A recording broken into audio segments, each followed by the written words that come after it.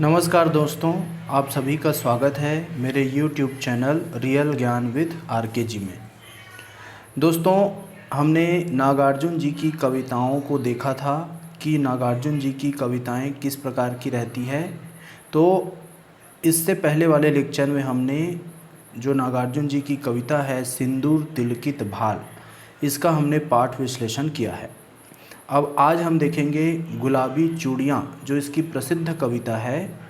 यह जो कविता है वह एक ट्रक ड्राइवर या बस का जो ड्राइवर है और उसकी पुत्री की याद में जो प्रश्न पूछा जाता है बस ड्राइवर से, उसके संबंध में जो कविता है। तो गुलाबी चूड़ियाँ में ऐसा होता है कि कवि बस में जाते रहते हैं और जो बस ड्राइवर है उसके गियर बॉक्स के ऊपर गुलाबी चूड़ियाँ, 4 गुलाबी चूड़ियाँ टंगी रहती है। तो जो कवि है वो पूछ लेते हैं कि आपने इस गुलाबी चूड़ियों को क्यों टांगा है। तो उसी का प्रत्युत्तर देते हैं जो ड्राइवर हैं। तो इसी के बारे में यहाँ पर बताया गया है। तो ये जो गुलाबी चूड़ियाँ हैं उस ड्राइवर की पुत्री की, उसकी बेटी की गुलाबी चूड़ियाँ रहती है, जो उस ड्राइवर को उनकी याद दिलाती रहती है। तो यही जो कविता है इसके बारे में हम लोग देखेंगे, उसका हम विश्लेषण करेंगे। तो जैसा कि नागार्जुन जी की कविताओं से हमें विदित होता है, हमने देखा है कि इनकी कविताओं में सामाजिक और राजनीतिक विसंगतियां पाई जाती है। जो भी विसंगतियां होती हैं इनके बारे में इनमें मिलता है और सामाजिक राजनीतिक विसंगतियों के दस्तावेज के रूप में नागार्जुन की कविताओं की बहुत ही ज़्यादा ख्याति है। ये अपने कविताओं में नागरिक जीवन के हर्ष विषाद की सघन संवेदनाएं एवं मार्मिक इंद्रियता उनकी कई कविताओं में अभिव्यक्त हुई है। हमने सिंदूर तिलकित भाल में देखा कि इसमें उनकी जो कविता का मुख्य विषय वस्तु था वह था प्रेम और प्रकृति। तो प्रेम और प्रकृति से जुड़ी उनकी कविताएं हमें अतुलित अनुभवों से परिचित कराती है, समुन्नत कलात्मकता से भरी है। उसी तरह गुलाबी चूड़ियाँ जो है इनमें मानव जीवन के, नागरिक जीवन के हर्ष विषाद की सभी सघन संवेदनाएं और मार्मिक इंद्रियता उनकी कविताओं में व्यक्त हुई है। तो इनमें हम देखते हैं कि गुलाबी चूड़ियाँ, यह दंतुरिन मुस्कान जैसी जो कविताएं हैं इनके वात्सल्य की मोहक छटा से परिपूर्ण है। तो इन दोनों में ये जो दोनों कविताएं गुलाबी चूड़ियाँ और यह दंतुरिन मुस्कान जो नागार्जुन जी ने लिखी है, इनमें वात्सल्य भाव दिखाई देता है। उसी तरह तन गई रीढ़ यह तुम थी जैसी कविताएं श्रृंगार रस से सराबोर है। तो हिंदी कविता में मोहक वात्सल्य की अभिव्यक्ति के अप्रतिम उदाहरण भक्ति काल से ही देखते आ रहे हैं।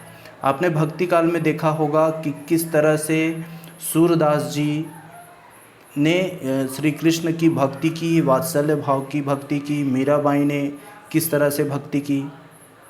साथ ही तुलसीदास जी की जो भक्ति है, दास्य भक्ति, इससे भी हम प्रचलित हैं। लेकिन हम वात्सल्य की जो भक्ति है उसे बहुत ही अच्छी भक्ति मानते हैं जो सूरदास जी के काव्य में पाया जाता है। तो यह भक्ति काल से हमें मिला है और आधुनिक हिंदी कविता में वात्सल्य संबंधी कविताएं कम लिखी जाने लगी थी।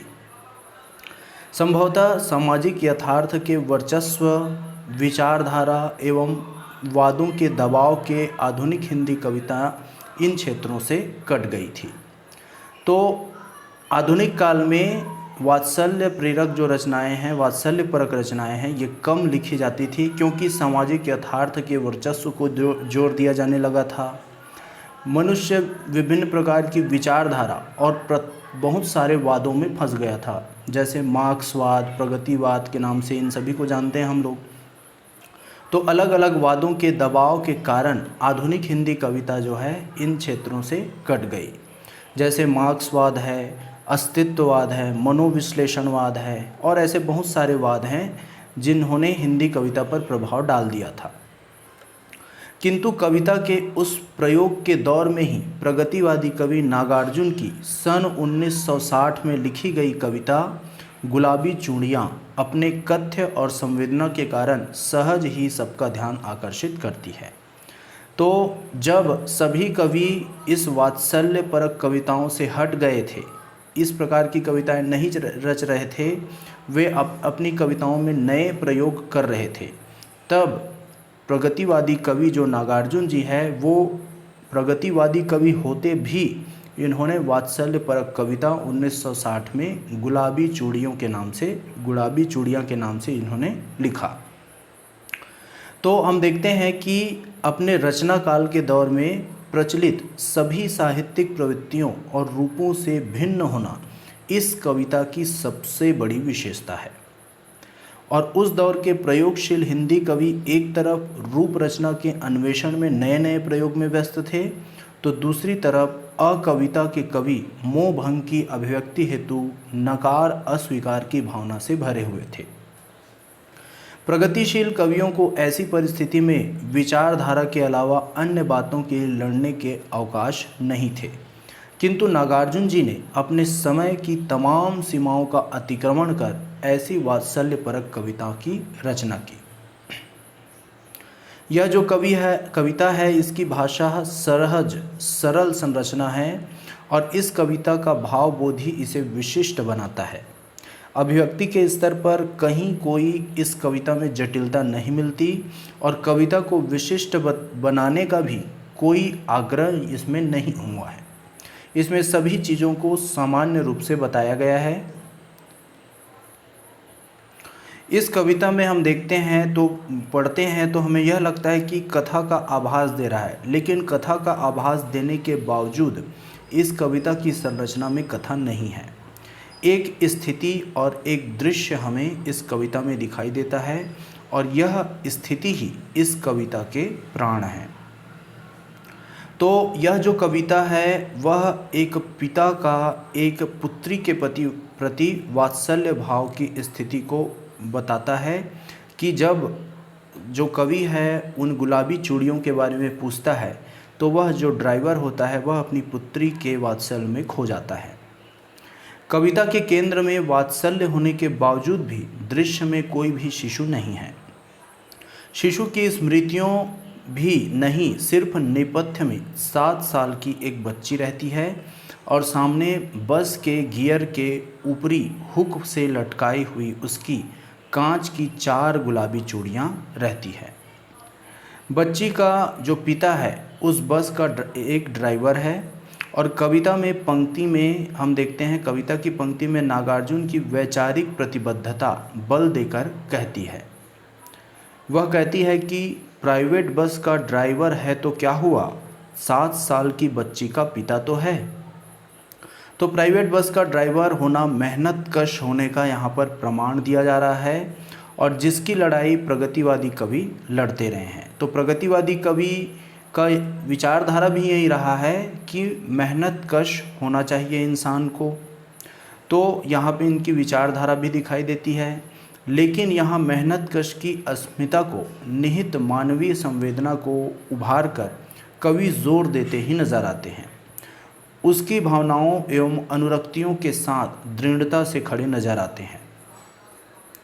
वस्तुतः वे उस वर्ग के प्रति सबकी संवेदनाओं को जोड़ना चाहते हैं, अर्थात जो बस का ड्राइवर होता है सबकी अलग अलग संवेदना होती है, तो उसी प्रकार बस का जो ड्राइवर है वह भी मनुष्य है और उसकी भी संवेदनाएं हैं और उसको कई लोग गलत तरीके से समझते हैं बस का ड्राइवर है तो लेकिन जो नागार्जुन जी हैं इस वर्ग के प्रति अर्थात ड्राइवर वर्ग के प्रति उसकी संवेदनाओं को जोड़ना चाहते हैं, जिसका बेहतरीन खुलासा तब होता है जब कवि द्वारा पूछे जाने पर वह ड्राइवर स्पष्टीकरण देता है। तो कवि पूछता है कि यह चूड़ियाँ किनकी है, क्यों टांग रखी हैं ये चूड़ियों को। तो वह ड्राइवर की तरफ से स्पष्टीकरण देता है कि लाख कहता हूँ नहीं मानती मुनिया, टांगे हुए हैं कई दिनों से अपनी अमानत, यहाँ अब्बा की नज़रों के सामने मैं भी सोचता हूँ क्या बिगाड़ती हैं चूड़ियाँ, किस जुर्म पर हटा दूँ इनको यहाँ से। तो चूड़ियों के बारे में दिए गए इस स्पष्टीकरण में कोई छेप नहीं है, कोई संकोच नहीं है। एक पिता का उत्कट लाड है जो वात्सल्य का मोहक अनुराग है, और बस की रफ्तार में झटके खाकर हिलती चूड़ियों की खनक में 7 वर्ष की बेटी से हर पल वार्तालाप करने की, पल पल वात्सल्य के निकट बने रहने की लालसा है। तभी तो कविता के अंत में अपनी संवेदना जोड़कर उस भाव को एकाकार कर देते हैं। हाँ भाई, मैं भी पिता हूँ, वो तो बस यूं ही पूछ लिया आपसे। इस तरह से कवि बोलता है बस ड्राइवर को। तो यहाँ पर देखते हैं, वैसे देखें तो कविता में मैं कुछ भी यूं नहीं होता, है ना। तो यहाँ पे ये बोला है कवि ने कि हाँ भाई, मैं भी पीता हूँ, मैं तो बस यूं ही पूछ लिया। तो यूं ही पूछना कविता में कुछ भी नहीं होता, है ना। तो कुछ भी यूं ही नहीं होता कविता में, उसका कुछ कारण होता है। तो इस शब्द को नागार्जुन जी ने बहुत ही सोच समझ कर डाला है। तो जाहिर है कि यह पूछना भी यूं ही नहीं हुआ होगा। गियर बॉक्स के ठीक ऊपर लटकती गुलाबी चूड़ियों ने कवि के प्रश्नानुकूल मन को जिज्ञासाओं से भर दिया होगा। और कोई सार्थक कवि यूं ही कुछ नहीं कहता, कविता में तो नहीं ही करता है। जैसे कि कवि ने पूछा ना होता तो उनकी लटकती हुई चूड़ियों में चिपका अदृश्य वात्सल्य प्रकट ना हुआ होता, तो कवि का संशय ही बना रह जाता। इस तरह से कवि का पूछना बहुत ही यहाँ पे जो वात्सल्य है उसको प्रकट करता है, एक ड्राइवर के वात्सल्य को। तो सहज सरल अभिव्यक्ति, कोमल शब्दावली, प्रवाहमान भाषा और लयात्मक गद्य इस कविता में पाया जाता है, और ये सभी मिलकर नागार्जुन की हर रचना में प्रभाव उत्पादकता का चमत्कार भरते हैं। इस कविता में तो और भी हद हो गई है कि इसमें हम देखते हैं कि ये सभी चीज़ आ गई है, और रचना में दर्ज परिवेश को उनके अनुकूल शब्दावलियों से रेखांकित करना नागार्जुन की खास विशेषता है। गौरतलब है कि रचना में उन्हें शब्दों के जातिगत भेद से कोई लेना देना नहीं है कि कौन सा तत्सम शब्द है, तद्भव, देशज, विदेशी, इन तमाम शब्दों का भी इन्होंने प्रयोग करते हैं, इनको प्रयोग में लाते हैं। और वे जातिगत भेद से शब्दों, किस प्रकार के शब्द का प्रयोग करते हैं, इससे कोई लेना देना उन्हें नहीं है। इनके जो अलग अलग प्रकार के शब्द हैं, इनके प्रयोग इस तरह से सधे होते हैं कि भाव को कहीं भी उसका भान तक नहीं होता। हमें कहीं भी नहीं लगता कि ये जो शब्द हैं वो अपने से ऊपरी तौर पर डाल दिए होंगे। इस कविता को पढ़ते हुए प्राथमिक तौर पर ऐसा बोध ही नहीं होता कि यहाँ दूसरी भाषा के शब्द हैं, क्योंकि वे भावबोध में कहीं भी बाधक नहीं हुए हैं, बल्कि प्रभाव बढ़ाने में कामयाबी ही दिलाते हैं। जैसे अमानत, अब्बा, नज़र, जुर्म जैसे जो उर्दू शब्द है, प्राइवेट, बस ड्राइवर, गियर, ये जो अंग्रेजी शब्द हैं, ये सभी कविता में पचे हुए दिखाई देते हैं। चूड़ियों के लिए खूबसूरती और स्नेह के प्रति जैसे गुलाबी रंग का जो विशेषण इन्होंने दिया है, गुलाबी चूड़ियाँ, तो ये जो विशेषण इन्होंने चुना है, या किसी बच्ची के लिए नेह भाव से पूरित प्रचलित मोहक नाम, मुनिया नाम देना कविता की संवेदना को और भी सघन कर देता है। जैसे यहाँ पे उदाहरण है, छलक रहा था दूधिया वात्सल्य, बड़ी बड़ी आँखों में तरलता हावी थी सीधे सादे प्रश्न पर। तो कविता में जो निर्णायक पंक्ति दर्ज करते हुए कवि ने ड्राइवर की पिता की आँखों में छलकते वात्सल्य के लिए दूधिया विशेषण का प्रयोग किया है। तो जो दूधिया शब्द है वे छलकते हुए वात्सल्य को जो है वह बताने के लिए, इसका वर्णन करने के लिए इससे बेहतर विशेषण और कुछ नहीं हो सकता था। तो कविता में बेहतरीन रंग प्रयोगों के लिए नागार्जुन सुविख्यात है, और इस दूधिया शब्द से न केवल वात्सल्य को पवित्र और निश्चल बनाया गया है, बल्कि इससे हृदय की पूरी भावना भी व्यक्त हुई है। तो इस तरह से दोस्तों हमने गुलाबी चूड़ियाँ का पाठ विश्लेषण किया। हमारे नेक्स्ट वीडियो लेक्चर में हम नागार्जुन जी की और जो अन्य कविताएं हैं उनका हम पाठ विश्लेषण करेंगे। तो आज के लिए इतना ही, धन्यवाद।